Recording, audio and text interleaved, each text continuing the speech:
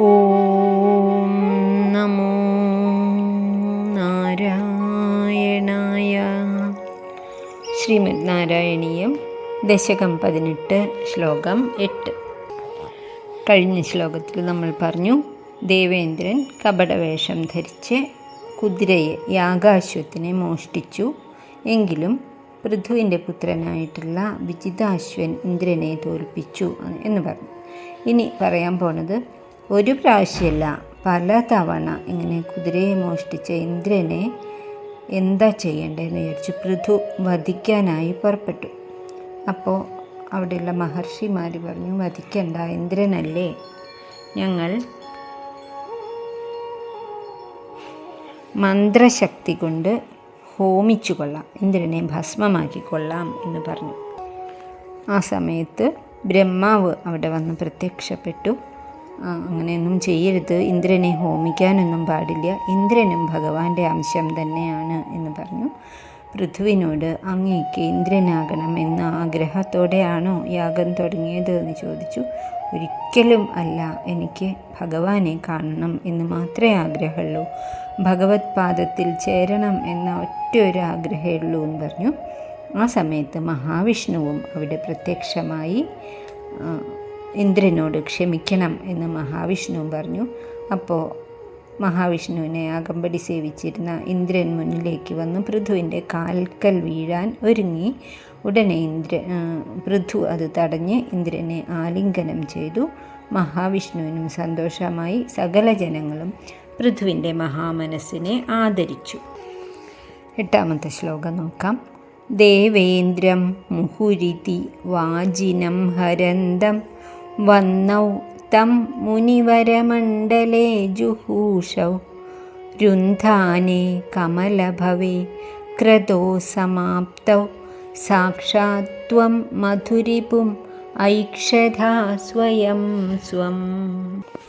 അർത്ഥം, മുഹു ഇതി, ഇങ്ങനെ ഈ രീതിയിൽ കപടവേഷം ധരിച്ച് വീണ്ടും വീണ്ടും വന്ന്, മുഹു വീണ്ടും വന്ന്, വാജിനം ഹരന്തം തം ദേവേന്ദ്രം, ഇങ്ങനെ ദേവേന്ദ്രൻ വേഷം കെട്ടി വന്ന് കുതിരയെ അപഹരിക്കുക എന്ന ഈ ദുഷ്പ്രവൃത്തി തുടർന്നപ്പോൾ, വന്നൗ ജൂഹുഷൗ കമലഭവേ, അതിനു മുമ്പ് പൃഥു ദേവേന്ദ്രനെ വധിക്കാം എന്ന് പറഞ്ഞ് ഇറങ്ങുന്നതും മഹർഷിമാർ വേണ്ട, ഞങ്ങൾ ചെയ്തു കൊള്ളാം, മന്ത്രം ജപിച്ച് ഹോമിച്ചു കൊള്ളാം എന്ന് പറയുകയും ചെയ്തു. അതനുസരിച്ച് വന്നൗ ജുഹൂഷൗ കമലഭവേ രുന്ധാനെ, വന്നിയിൽ യാഗാഗ്നിയിൽ ഇന്ദ്രനെ വിളിച്ചു വരുത്തി ഹോമിക്കാൻ മഹർഷിമാർ തീരുമാനിച്ചു.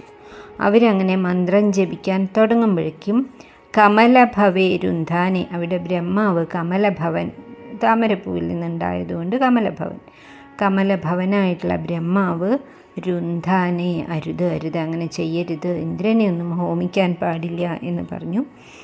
ക്രതൗ സമാപ്തൗ, അങ്ങനെ ഇനി എന്തിനാണ്, ഇനി യാഗം നടത്തണ്ട, 100 യാഗമല്ല അതിനേക്കാളേറെ ചെയ്ത പുണ്യം പൃഥു മഹാരാജാവിന് ലഭിച്ചു കഴിഞ്ഞു എന്ന് പറയുകയും, അങ്ങനെ ആ അശ്വമേധം അവിടെ 100ാമത്തേത് നടത്താതെ തന്നെ 100ൻ്റെയും ഗുണങ്ങൾ ലഭിച്ചുകൊണ്ട് അവിടെ സമാപ്തി ആവുകയും ചെയ്തു. ആ സമയത്ത് ത്വം സ്വയം സ്വം സാക്ഷാത് മധുരിപും ഐക്ഷത, ത്വം സ്വയം, പൃഥു മഹാരാജാവ് അങ്ങ് തന്നെയല്ലേ ഭഗവാനെ, അങ്ങയുടെ അംശം തന്നെയല്ലേ, അങ്ങനെ സ്വം സാക്ഷാത്, യഥാർത്ഥത്തിൽ താൻ തന്നെ ആയിട്ടുള്ള ആ മധുരിപും, അവിടെ മധുരിപു പ്രത്യക്ഷപ്പെട്ടു. മഹാവിഷ്ണു പ്രത്യക്ഷപ്പെട്ടപ്പോൾ പൃഥു വളരെ സന്തോഷത്തോടുകൂടി അദ്ദേഹത്തെ കണ്ടു. ഇത്രയാണ് ഈ ശ്ലോകത്തിലുള്ളത്. മുനിവരമണ്ഡലേ, വളരെ ശ്രേഷ്ഠന്മാരായിട്ടുള്ള മുനിമാർ ഇങ്ങനെ വാജിനം ഹരന്തം മുഹു, വീണ്ടും വീണ്ടും വാജിയെ, കുതിരയെ ഹരിക്കുന്ന ദേവേന്ദ്രനെ വന്നൗ ജൂഹുഷു, യാഗാഗ്നിയിൽ ഹോമിക്കാൻ ആഗ്രഹിച്ചപ്പോൾ കമലഭവൗ രുന്ധാനെ, കമലഭവനായിട്ടുള്ള ബ്രഹ്മാവ് അതിനെ തടഞ്ഞു. ക്രതൗ സമാപ്തൗ, യാഗം വളരെ മംഗളപരമായിട്ട് സമാപിച്ചു. ആ സമയത്ത് ത്വം, അങ്ങ് സ്വം സാക്ഷാത് മധുരിപും ഐക്ഷത, താൻ തന്നെ ആയിട്ടുള്ള മഹാവിഷ്ണുവിനെ കണ്ണിറയെ കണ്ടു സന്തോഷിച്ചു. മഹാത്മാവായിട്ടുള്ള ഭഗവാന്റെ അംശം തന്നെയായിട്ടുള്ള പൃഥുവിൻ്റെ മുന്നിൽ ഭഗവാൻ മധുരിപു മഹാവിഷ്ണു പ്രത്യക്ഷമായി പൃഥുവിനോട് പറഞ്ഞു, മതി, യാഗമൊന്നും ഇനി ആവശ്യമില്ല. അങ്ങ് എന്നിൽ ആത്മാർപ്പണം ചെയ്തുകൊണ്ട് രാജ്യം നന്നായി ഭരിക്കുക മാത്രമേ വേണ്ടൂ. അങ്ങയിൽ ഞാൻ ഏറ്റവും പ്രസന്നനായിരിക്കുന്നു. അതുകൊണ്ട് ഇഷ്ടമുള്ള വരം ചോദിക്കൂ എന്ന് പറഞ്ഞപ്പോൾ പൃഥു പറഞ്ഞു, എനിക്ക് യാതൊരു വരവും വേണ്ട. അതൊന്നും തന്നെ തന്ന് എന്നെ ഭൗതികനാക്കരുത്. എനിക്ക് എന്താ വേണ്ടത്? അങ്ങയുടെ കഥകൾ, അങ്ങയുടെ അവതാരം, ലീലകൾ അതൊക്കെ കേൾക്കാനും ആ ആനന്ദലഹരി അനുഭവിക്കാൻ വേണ്ടി എനിക്ക് 10,000 ചെവികളുടെ ശക്തിയുള്ള ചെവികൾ തരണം. എൻ്റെ ചെവിക്ക് 10,000 ചെവികളുടെ ശ്രവണശക്തി തരണം. അതെന്തിനാണ്? അങ്ങയുടെ കഥകൾ കേൾക്കാൻ, ഭക്തി എന്നിലേക്ക് പ്രവേശിക്കാൻ എന്ന് പറഞ്ഞ് നമസ്കരിക്കുകയും ചെയ്തു. അങ്ങനെ സന്തോഷത്തോടുകൂടി ആനന്ദത്തിലലിഞ്ഞ് പൃഥു മഹാരാജാവ് തൻ്റെ രാജ്യത്തേക്ക് തിരിച്ചുപോയി. അതിനുശേഷം എന്താ ഉണ്ടാവേണ്ടതെന്ന് അടുത്ത ശ്ലോകത്തിലാണ്. ഈ ശ്ലോകം ഒന്നുകൂടി നോക്കാം. ദേവേന്ദ്രം മുഹു ഇതി വാജിനം ഹരന്തം വന്നൗത്തം മുനിവരമണ്ഡലേ ജുഹൂഷൗ രുന്ധാനേ കമലഭവേ ക്രദോ സമാപ്തൗ സാക്ഷാത് ത്വം മധുരിപും ഐക്ഷത സ്വയം സ്വം. അടുത്ത ശ്ലോകത്തിൽ 9ാമത്തെ ശ്ലോകത്തിൽ പറയുന്നത്, അങ്ങനെ ഭഗവാനിൽ നിന്നും വരം ലഭിച്ച് സന്തുഷ്ടനായി അനുഗ്രഹീതനായിട്ടുള്ള ആ പൃഥു മഹാരാജാവ് ഒരിക്കൽ ഒരു മഹാസത്രം നടത്തുകയാണ്. സകലർക്കും ജ്ഞാനം കൊടുക്കാനായിട്ട് നടത്തുന്ന ഒരു സംരംഭമാണ് സത്രം. അവിടെ ജനങ്ങൾ സകലരും, എല്ലാ ഋഷിമാരും ദേവന്മാരും ഒക്കെ കേൾക്കാനായിട്ട് വന്നിട്ടുണ്ട്. പൃഥു അവിടെ വെച്ച് ജനങ്ങൾക്ക് ധർമ്മം ഉപദേശിക്കുകയാണ്. അനേകം ശ്ലോകങ്ങളിലാണ് മഹാഭാഗവതത്തിൽ അത് പറഞ്ഞിട്ടുള്ളത്. ചുരുക്കത്തിൽ ഇത് തന്നെയാണ്, ഭഗവാന്റെ പാദസേവ ആയിരിക്കണം ഏറ്റവും വലിയ ഇഷ്ടം. അത് കോടി ജന്മങ്ങളിൽ നിന്നും നമ്മൾ കൂടി വന്നുകൊണ്ടിരിക്കുന്ന പ്രാരബ്ധത്തെ, ദുരിതങ്ങളെ ഒക്കെ ശമിപ്പിക്കുന്നതാണ്. അതുകൊണ്ട് സ്വന്തം ധർമ്മം ചെയ്യണം. അതിനാണ് ഈ ഭൂമിയിലേക്ക് വന്നിട്ടുള്ളത്. ഓരോ കർമ്മവും ഭഗവാനിൽ അർപ്പിച്ച് അനാസക്തരായിട്ട് ഭഗവാന്റെ ഉപകരണമാണ് ഞങ്ങൾ എന്ന വിധത്തിൽ കർമ്മം ചെയ്യൂ. അതാണ് മനുഷ്യന് ഏറ്റവും അത്യാവശ്യം. അങ്ങനെ ഒക്കെ പൃഥു ജനങ്ങളെ ഓർമ്മിപ്പിച്ചു. ജനങ്ങൾക്കൊക്കെ വളരെ സന്തോഷമായി. എല്ലാ കാര്യവും വേണ്ടതുപോലെ രാജാവ് ചെയ്തു. അവരുടെ ഉപജീവനത്തിനുള്ള വഴി കൊടുത്തു. പട്ടണങ്ങളൊക്കെ ഉണ്ടാക്കി അവർക്ക് സുഖവാസത്തിനുള്ള കാര്യം ഒക്കെ ചെയ്തു.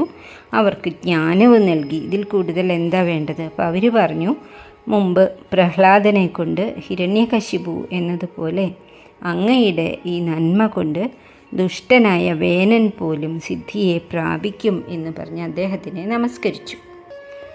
സകല ദേവന്മാരും പ്രത്യക്ഷപ്പെട്ടിട്ടുണ്ടായിരുന്ന ആ സത്രവേദിയിൽ സനൽകുമാരാദികൾ വന്നു. ആ ഏറ്റവും ശ്രേഷ്ഠന്മാരായിട്ടുള്ള സനകാദികൾ 4 പേരും പൃഥുവിന് മുന്നിൽ പ്രത്യക്ഷപ്പെട്ടു. എന്തെങ്കിലും ചോദിക്കൂ, എന്താണ് ഞങ്ങൾ തരേണ്ടത് എന്ന് ചോദിച്ചപ്പോൾ ആത്മജ്ഞാനം തന്ന് എന്നെ അനുഗ്രഹിച്ചാലും എന്നാണ് പൃഥു ആവശ്യപ്പെട്ടത്. 9ാമത്തെ ശ്ലോകം. തദ്ദത്തം വരമുപലഭ്യ ഭക്തിമേകാം ഗംഗാന്തേ വിഹിതപദ കദാപി ദേവ സത്രസ്ഥം മുനിനിവഹം ഹിതാനി ശംസൻ ഐക്ഷിഷ്ട സനകമുഖാൻ മുനീൻ പുരസ്താദ്. അർത്ഥം, ഭഗവാനെ ദേവ, തദ്ദത്തം വരം, അങ്ങയാൽ നൽകപ്പെട്ട വരമായ ഏകാം ഭക്തി, ഒരേ ഒരു ഭക്തി മാത്രം, ഭഗവാനോട് എനിക്ക് അങ്ങയുടെ ശ്രവണത്തിനായിട്ട്, അങ്ങയുടെ കഥകളും അങ്ങയുടെ ചരിതങ്ങളും കേൾക്കാനായിട്ട് 10,000 ചെവികളുടെ ശക്തിയുള്ള ശ്രവണശക്തി തരൂ എന്നുള്ള ഭക്തി മാത്രം ചോദിച്ചു. ഏകാം ഭക്തിം ഉപലഭ്യ, ഭഗവാൻ അത് നൽകുകയും ചെയ്തു. അങ്ങനെ രാജ്യം ഭരിച്ചുകൊണ്ടിരിക്കെ കഥാപി ഒരിക്കൽ ഗംഗാന്തേ വിഹിതപദ, ഗംഗ ഗംഗ യമുനകളുടെ സംഗമസ്ഥാനത്ത് വിഹിതപദ അവിടെ സ്ഥാനം ഉറപ്പിച്ച് സത്രസ്ഥം ഒരു സത്രം നടത്തുകയായിരുന്നു. ആ സമയത്ത് മുനിനിവഹം ഈ സനകാദികൾ അവിടെ വന്നെത്തി. അവരോട് ഹിതാനി, എനിക്ക് ഇനിയും ധാർമ്മിക കാര്യങ്ങൾ ശംസൻ ഉപദേശിച്ചു തരൂ എന്ന് പറഞ്ഞ അങ്ങ് പുരസ്താദ് സനകമുഖാൻ മുനീൻ ഐക്ഷിഷ്ട, തൻ്റെ മുന്നിൽ വന്നു നിൽക്കുന്ന സനകാദികളെ മുന്നിൽ നേരിട്ട് കാണുകയും ചെയ്തു. പൃഥു ചക്രവർത്തി താൻ ഭഗവാനിൽ നിന്നും നേടിയിട്ടുള്ള ധർമ്മത്തെക്കുറിച്ചുള്ള കാര്യങ്ങളൊക്കെ തൻ്റെ പ്രജകൾക്കും പറഞ്ഞു കൊടുക്കാൻ വേണ്ടി സത്രം നടത്തി.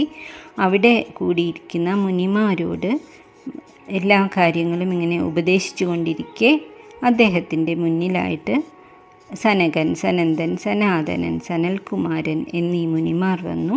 പൃഥു വളരെയേറെ സന്തോഷത്തോടെ അവരെ നമസ്കരിച്ചുകൊണ്ട് സ്വന്തം രാജ്യത്തേക്ക് മടങ്ങി. അത്രയാണ് ഈ ശ്ലോകത്തിലുള്ളത്.